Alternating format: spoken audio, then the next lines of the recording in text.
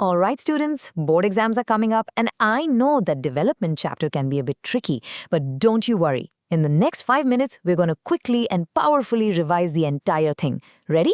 Let's dive right in. So, here's our game plan. We're going to start with the big idea. What is development? Then we'll see how we measure it and wrap up with the most important concepts you absolutely need for your exams. A nice, clear roadmap. Okay, first things first. Let's tackle that huge question. What does this word development actually mean? It's more than you might think. Well, the answer is it's personal. Seriously, development isn't some single fixed idea. For a landless laborer, a rich farmer, or even a student like you, it means something completely different. Just look at this table. For a farmer, the goal might be a higher income, right? But for a laborer, it could be just having regular work and making sure their kids get a good education. Two very different worlds, two very different goals. Okay, so this is crucial. Not only are these goals different, sometimes they're in direct conflict with each other.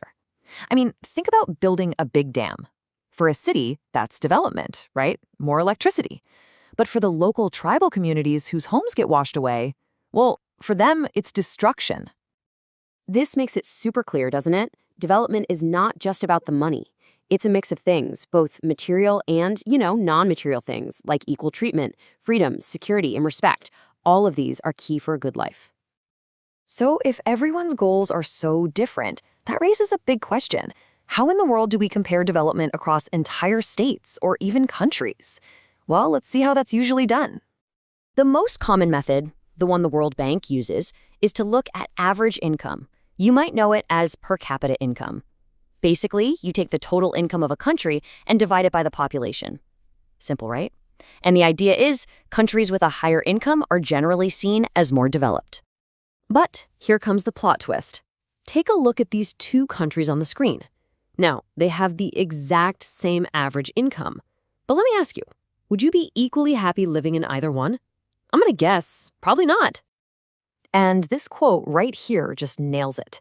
Averages are useful, for sure, but they hide the truth about how that income is actually distributed. They hide the disparities.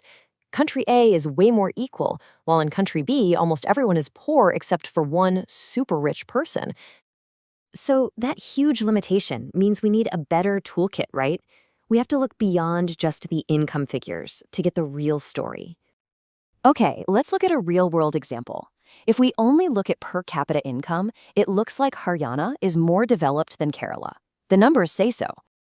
But is that the whole story? Is Haryana really more developed? Let's challenge that idea by looking at some other super important indicators. And bam, this is what's so interesting. Even with a lower per capita income, Kerala is doing much, much better when it comes to health and education. Look at the infant mortality rate and the literacy rate. Kerala is way ahead. This shows us something so important. Money in your pocket just can't buy everything you need to live well. Public facilities, good schools, hospitals, a clean environment, these things are absolutely essential for true human development. So, to get this bigger, more complete picture, economists and organizations like the UNDP use something called the Human Development Index, or HDI for short. It's a brilliant tool because it doesn't just look at income, it also includes health and education. And when you use the HDI, the world map of development starts to look pretty different. Suddenly, a smaller country like Sri Lanka is actually ranked much higher than India. It really changes your perspective. All right, let's move on to our final big idea. And honestly, this might be the most important one. Is the way we're developing right now sustainable? Just look at this number, -4 meters. That's how much the groundwater level has dropped in over 300 districts in India in just the last 20 years. We are literally overusing our renewable resources. And when it comes to non-renewable stuff like crude oil, the situation is even more serious. At our current rate of use, the world only has about 47 years of oil left. That's not a lot. This quote just says it all, doesn't it? We have not inherited the world from our forefathers, we have borrowed it from our children. It forces us to ask a tough question. Is our progress today coming at the expense of the future? True development has to be sustainable.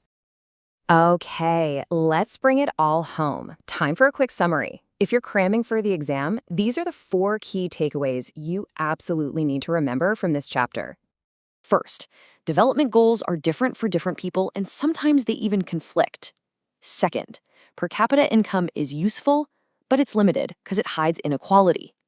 Third, the HDI gives us a much better, broader picture by including health and education. And fourth, development has to be sustainable. It can't compromise the future. Got it? Those 4 points are the heart of this chapter. And to leave you with a final thought, what's next for us? Beyond just income, health, and education, what do you think is the most crucial thing for our country's development today? That's the kind of question that keeps this debate alive. All right, that's your quick revision. Good luck with your exams.